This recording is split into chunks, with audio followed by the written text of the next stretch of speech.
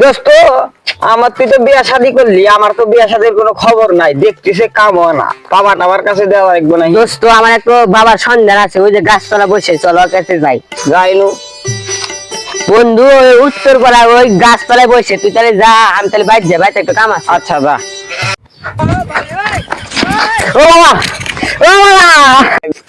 ওট বচ্চ, ওট ওট ওট ওট। আমি জানি তোর কি অসুবিধা। আচ্ছা বাবা বলেন তো। আমি জানি তুই রাত্রে ঠিক মতো ঘুমাইতে পারস না, শুধু একাই তুই কাই থোস।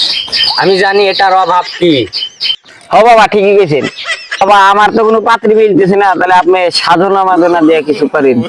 তুই যদি মুসলিম হস তাহলে তোকে দেব ক্যাটরিনা, তুই যদি হিন্দু হস তাহলে তোকে দেব ক্যারিশমা, তুই যদি বৌদ্ধ হস তোকে দেব আনুষ্কা, আর তুই যদি খ্রিস্টান হস তোকে দেব জেলিলিয়া। এখন বল তোর নাম কি? আমার নাম হলো আব্দুল বিজয় সিং ফার্নান্ডিস। এই কে আছিস রে? শালাকে মমতা ব্যানার্জি দিয়ে দে তো, শালা বেশি চালাকি করছে।